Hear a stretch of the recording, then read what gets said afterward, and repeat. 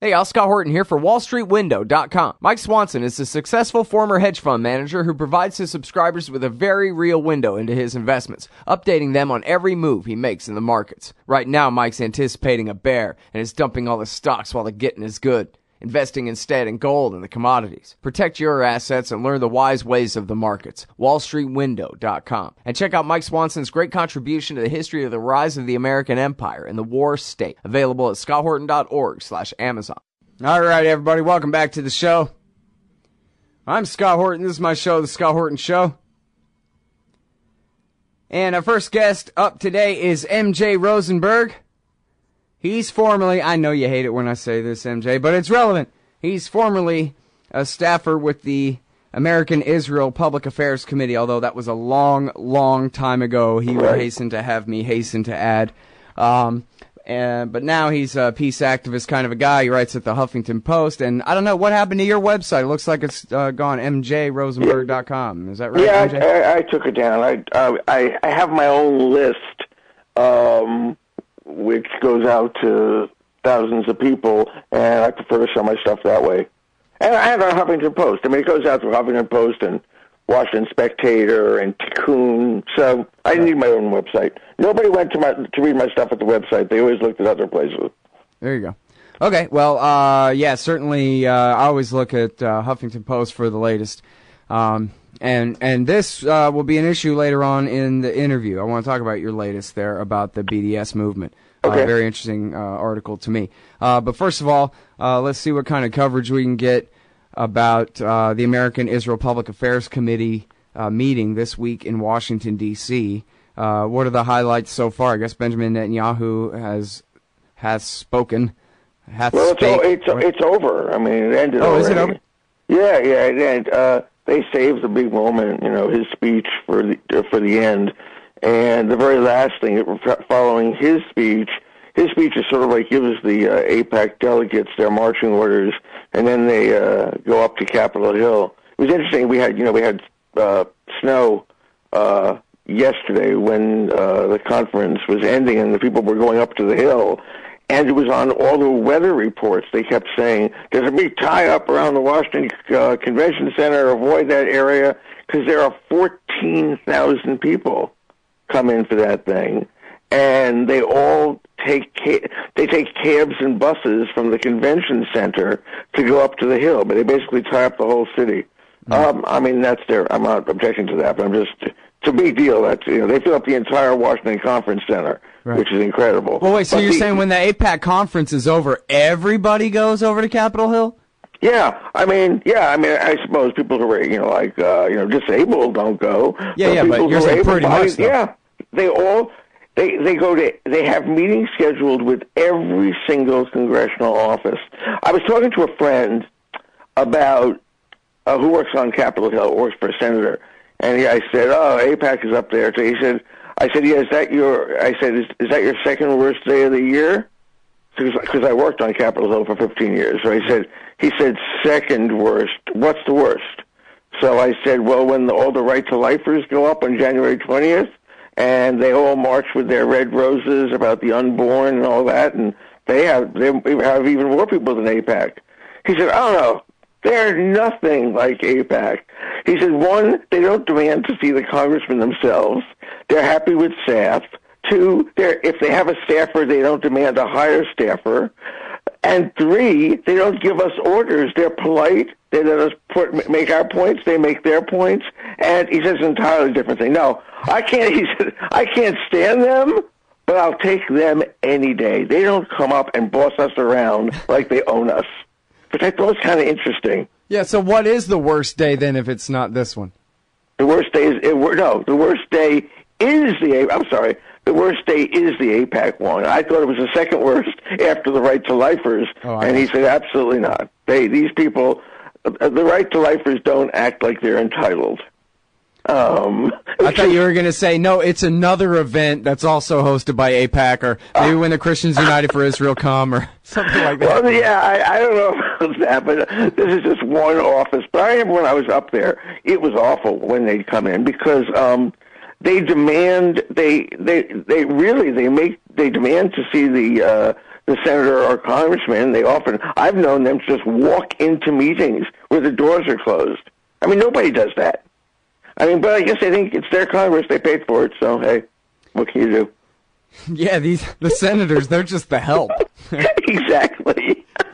That's funny. Well, I mean, that's really something else. I guess it's funny because, I'm a libertarian, so I'm not much into democracy because what right does 51% have to boss me around on any issue, really? Okay. But it comes down to it, I kind of admire the organization and the stick-to-itiveness and the ability to simply work within the system. And that's not to say that they don't work around the system, because they do, but that's the Grant Smith interview coming up next. But for our purposes, the Israel lobby, AIPAC, and their associated groups, they play the game of democracy so well. I mean, the way you described, they're so arrogant, it probably backfires on them at least a little bit. But when it comes down to making sure that they have somebody there to push a congressman or his staffer or whoever on each and every issue, they've got it covered. They've got somebody there. When the word goes out that everybody call everyone on your telephone tree and everyone email everyone on your email list, and everyone who gets an email actually do the thing that it's telling you to do. Send the letter, make the phone call, do the thing.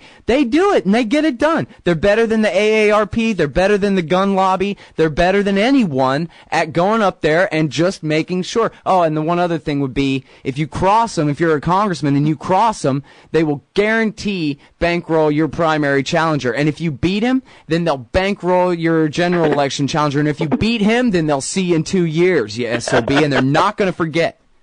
Yeah, it's all very working within the democratic system and all that. But it's hardball, man. They play hardball bad. It's hardball, but the difference between the AARP and the NRA and the other ones that you mentioned is they're doing it at the orders of and for a foreign government. Ah, well, there's the rub.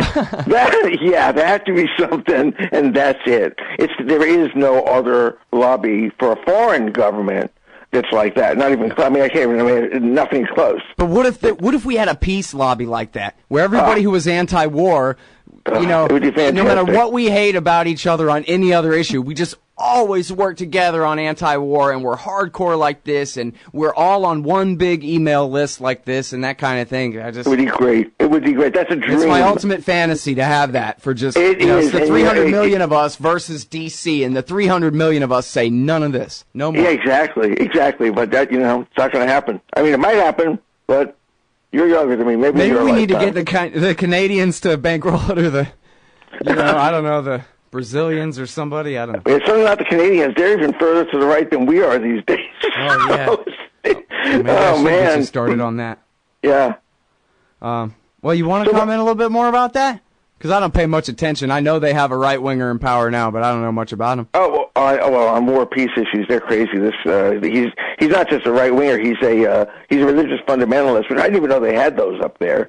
And he's crazy on the subject of Israel. He recently he went over to the Kenyan Prime Minister, went over there and gave a speech that would shame an American president. It was just ridiculous. So, I mean, I'm not going to hold that against all Canadians, but still, yeah.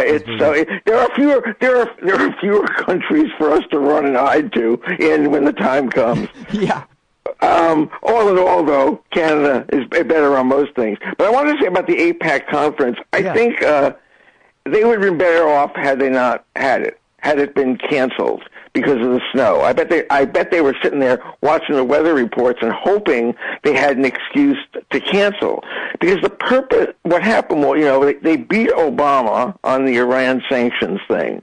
When Obama said, I'll veto the bill, more sanctions, which would destroy the negotiations, AIPAC lost, and the Democrats all abandoned the AIPAC bill, and then AIPAC abandoned the AIPAC bill, and amazingly said, well, it was a Republican bill, and we're bipartisan, which is so ridiculous. They wrote the bill. The Republicans didn't write the bill. But anyway, they abandoned the whole thing. So, man, they were hurting. They had lost big time.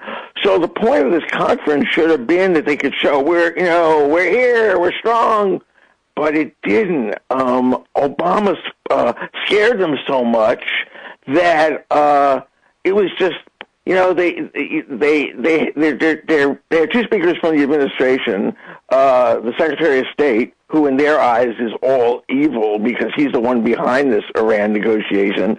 But they applauded him and cheered him, even though privately they were seething. But they had been told no booing, none of that. And they had this Secretary of Treasury, Jacob Lew, there. He defended, of course, his own administration. They sat there and applauded and did all that. Mm-hmm. There was no saber rattling at Obama at all because they now know he fights back. He doesn't like them. He doesn't like them. He doesn't like their prime minister either. So they're scared of him. And he said that, those words in the State of the Union speech in which he said, I will veto Iran, AIPAC's Iran sanctions bill because it's against our national security. That scared them. I mean, he was all of a sudden saying, which side are you on? Yeah. So they were so at their conference where, they could have either fought back hard or kind of rolled over, they rolled over again. And then it ended with Netanyahu giving a speech.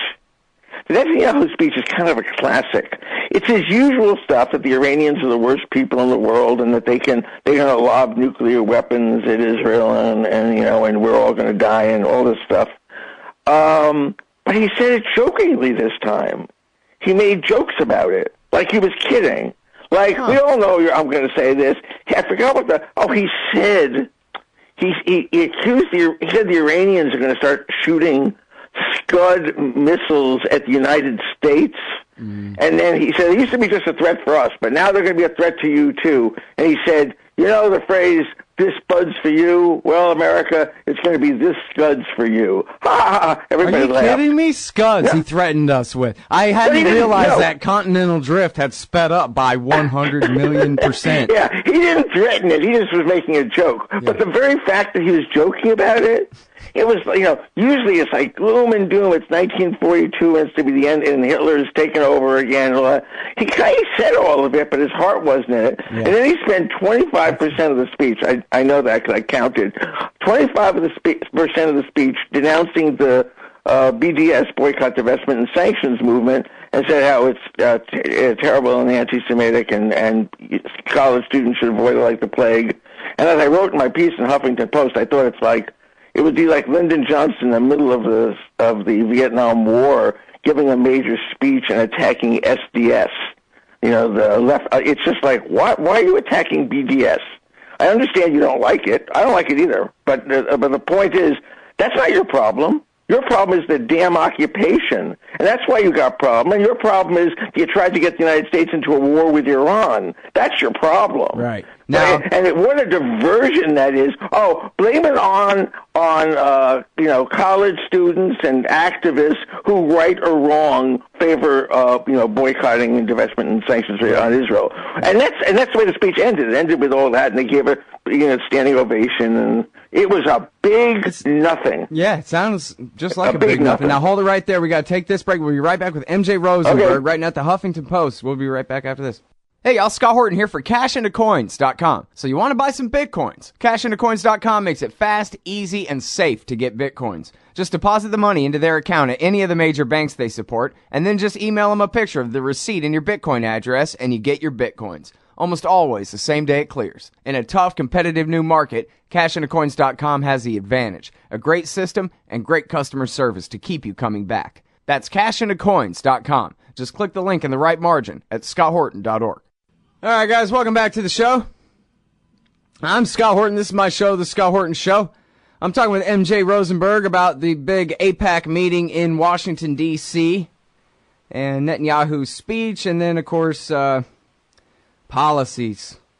The ones in question, of course, Palestine, Iran, also Syria, of course. Let me ask you this before we get back into it. MJ, are you aware of and or are you going to the National Summit to reassess the U.S.-Israel special relationship this Friday at the National Press Club? I am aware of it, and I'm not going because I'm too old for these meetings. I don't do it anymore. Oh, okay. I don't go to anything. I sit in my house and write. That's what I do. Well, that's good too. If I actually went somewhere, or if you probably did an advertisement for it, I'd probably go because your ads could convince me to buy anything. Oh, you like those, huh? I love them. I gotta tell you, I mean, I have a kid who's a big radio guy in New York. Yeah. And he's really good at selling stuff on the air. I always get amazed by how, because now on radio, of course, as you know, you pitch one thing after another. It's no longer between the music. Right. And I always like, and you are the best. I know it has nothing to do with your show. You just obviously cut this out. But whenever I listen to you, I think, wow, if you advertised Walmart, I'd shop at Walmart. Wow, that's pretty good. I actually have, I don't know if I got it queued up here, but I have a commercial for it. I'm actually giving the opening remarks. Really? First thing in the morning. It's the whole thing is 8 to 5. And, whoa, really? And I'm giving the opening welcome everybody thing, and then I'm hosting one of the panels later in the afternoon. But it's going to be all of my guests who care about the Middle East at all are going to be there, man. Where is it? It's at the National Press Club. At the National Press Club. And what would be the website for it? It's natsummit.org. natsummit.org. Okay, yeah. good. And they got general, and they've got a former FBI agent or two. I think at least two. They're going to have a whole panel of former CIA guys, including Giraldi, Scheuer, and McGovern, and a couple others I forget. And Phil Weiss is going to be there, Justin Raimondo, Scott McConnell from the American Conservative Magazine, and Karen Kotowski, the former lieutenant colonel in the Air Force, who saw the neocons lie into war from her seat at the Pentagon. And Stephen Walt from Harvard is going to be there. And so, yeah, man, it's going to be cool. And you're the the moderator? No, just I'm giving the opening talk and I'm moderating one of the panels. Okay, I'm looking for your picture here. Oh, am I on there? Well, it is everybody speaking. There must be an alphabet. I don't know where you are on this, but you're obviously. Well, I'm here. not really giving a talk. I'm just gonna. I'm a little bit of window dressing, but that's. I see. Yeah. Wow. But Raimondo from antiwar.com. The greats and the near greats of the movement are there. That's for sure. Say what now? Now, when you do it in the National Press Club, how many people does it hold? I don't know, but it's going to be packed. I'm pretty sure. Yeah. I mean, I guess depending on the weather, but. Yeah, right. Oh, Mark Perry's going to be there, too. I like him a lot. Yeah, there you go. Okay, what are we talking about? You showing up there so we can shake hands in person. That'd be great. Yeah. Okay. I don't even know what you look like. If you're a radio guy, I'd rather not, because this way I have this image of you in my mind, there you go. know? Yeah, no, I'm very handsome and tall. Oh, I'm sure you are. Very broad shoulders. Oh, no kidding. Well, that's kind of exciting. I might want to, I need a bodyguard. Yeah, I'm going to look into it. All right, cool. All right, so now, well, geez, let me ask you this about the Israel lobby. So they had 3 pretty big losses in the last year. They lost over Hagel, although not that he was great, but at least they were against him and lost on that issue. He became sec def anyway. And then they lost on Syria last fall. I almost think that Obama deliberately asked them to help on Syria and then left them hanging out to dry, that he already was working on that deal with the Russians to get rid of the chemicals instead, and that he just he was already working on the Iran stuff at that point, and he wasn't telling the Israelis about it. Right. And then, so, he might. That's a good point. Iran next. I'm not certain of that. I just sort of suspect, but I don't know. Anyway. Yeah. And then... So now then, as you said, Obama, and I think it took this, really, it took him mentioning it in the State of the Union speech, that, listen, you better not do these sanctions. I mean it. Right. For them to lose on that one. But that's a pretty severe smackdown from the President of the United States. And there's been a few different articles about how, there's some people in the Israel lobby, I guess mostly those who lean more Democrat, who are saying, man, we really want to be opposite the President of the United States on such an important issue, even if that's, even if he disagrees with Netanyahu on this. I mean, we are Americans after all, right? Kind of, there's a little bit of dissonance going on there finally, I think. And I just wonder whether you think that means that the fight over the final deal will be a little bit less than what we might have expected prior. I see Josh Block and some of the other guys on Twitter talking about how no enrichment, but right, exactly. What do you think? I think that they're hoping that the Republicans take over the Senate. this year, and they think that that'll help them a little bit. But the only thing that really help. I mean, this deal's going to be April or bust, right? Yeah, right. And looking toward the future, I could see it's very easy to see a Republican Senate this year, or a fully Republican Congress, but it's really hard to imagine a Republican president. And it's presidents that present them with their problem. It's presidents who make State of the Unions. It's presidents who ultimately make foreign policy, not Congress. And so they've got to think, if they're going to have the Democrats around for the foreseeable future, could be the end of the lobby. I mean, I don't want to get too optimistic. But even Hillary Clinton, who I think is the most likely Democrat, presidents only like to get pushed around so far. They are, God, Obama. I was thinking about how at the conference, at the AIPAC conference, everyone was denouncing Obama for being weak on Ukraine. Mm-hmm. They're going on and on. He, privately, he's spineless. And also in the panel discussions, he's spineless. He doesn't stand up for anything. And I thought, yeah, but he sure stood up to you, didn't he? I mean, that's it's interesting that he of all people would have picked this fight. But he did, and he showed you can win. Interesting to me that Israeli nationalists would side with Ukrainian nationalists when they're outright parading around with SS lightning bolts on their posters. They don't care about that, though. Right, there is such a thing as too far, right, guys? It's crazy. Yeah, I don't know. Yeah, I was talking with Sheldon Richmond. We agreed that anybody parading around with SS lightning bolts is not concerned that you might mistake them for a Nazi. That's a Nazi. Right. Unless it's Halloween and maybe he's, British royalty or something. But otherwise, they're pretty much. It's pretty hilarious, though. How we're being so indoctrinated here on this Ukraine business. It's like you put the television on and it's 1971 and it's the Cold War and you want to say, wait a minute, this is Russia, but there is no more Soviet Union. Why do you talk as if it's the Soviet Union and we're in this zero-sum battle with them? They so obviously missed the bipolar world, right? And it's just crazy. It's just to listen to John McCain. That man is nuts, absolutely nuts. I mean, it's amazing. We're lucky that Obama is in there now. I think because I don't think he's going to do as hawkish as he can be. I don't think he'd do anything like what McCain or even Romney would do. Yeah, I mean, I don't know exactly about Romney. I'm sure he'd be worse in this situation, but I'm positive that there's just no question, I don't think, MJ, that if McCain had won in 2008, that we would have all been dead in a war with Russia a long time ago. Yeah, he would have gotten us killed in 2009 or 10 in a I agree. And I also agree with you that I don't think Romney's the same. I think Romney just, he talked that game to win the nomination and all that. But I don't think I don't think he's out of his mind. I think that McCain is out of control. Nuts. Though. He is. What? McCain, I think, would have gotten us into war with Russia. I absolutely agree. He's unbelievable. It's so ironic in a way. I guess because he has such a lousy military record, he doesn't have that kind of Eisenhower, Hagel. People who really saw combat. I don't want to be too mean to John McCain, but he spent the entire war when he wasn't in the POW camp, dropping bombs on civilians from way up in the air. He never really saw combat. So unlike the model of Grant, Eisenhower, Hagel, he thinks war's just terrific. Yeah. Looks pretty good when you're way up there, Well, and he's got the W. Bush problem, too, that he's the son and the grandson of great men, and yet he's really kind of pathetic and always falls short, and everybody hates him. And so, really, the guy's pushing 80.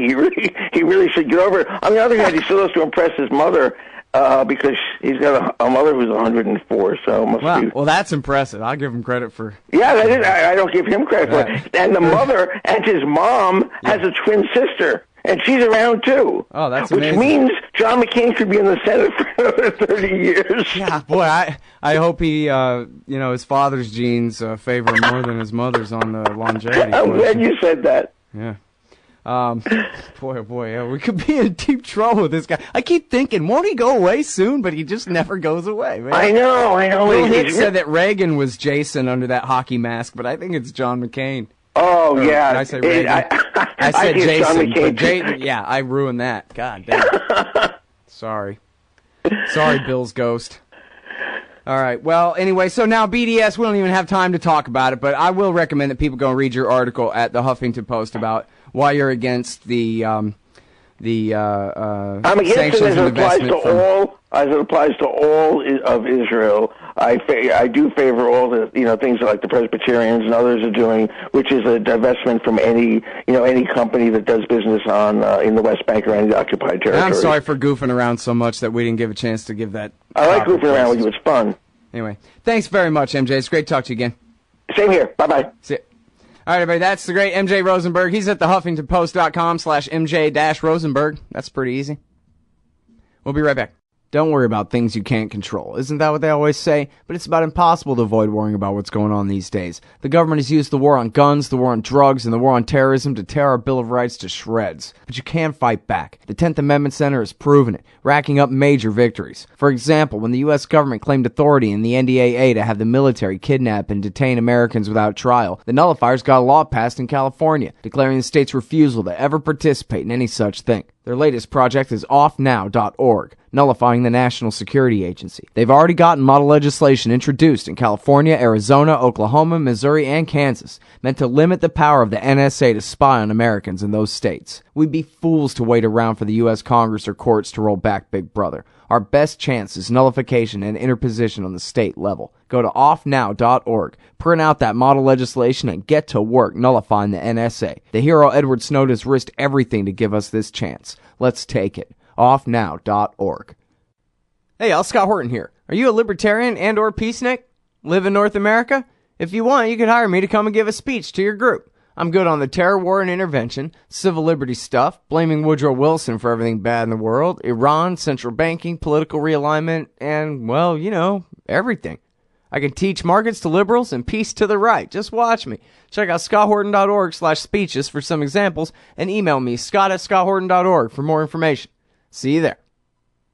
Hey, Scott Horton here to tell you about this great new book by Michael Swanson, The War State. In The War State, Swanson examines how Presidents Truman, Eisenhower, and Kennedy both expanded and fought to limit the rise of the new national security state after World War II. If this nation is ever to live up to its creed of liberty and prosperity for everyone, we are going to have to abolish the empire.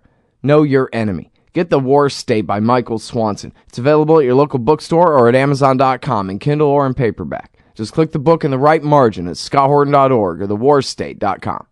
Hey, y'all, Scott here. First, I want to take a second to thank all the show's listeners, sponsors, and supporters for helping make this show what it is. I literally couldn't do it without you. And now I want to tell you about the newest way to help support the show. Whenever you shop at Amazon.com, stop by scotthorton.org first, and just click the Amazon logo on the right side of the page. That way, the show will get a kickback from Amazon's end of the sale. It won't cost you an extra cent. And it's not just books. Amazon.com sells just about everything in the world, except cars, I think. So whatever you need, they've got it. Just click the Amazon logo on the right side of the page at scotthorton.org, or go to scotthorton.org/Amazon.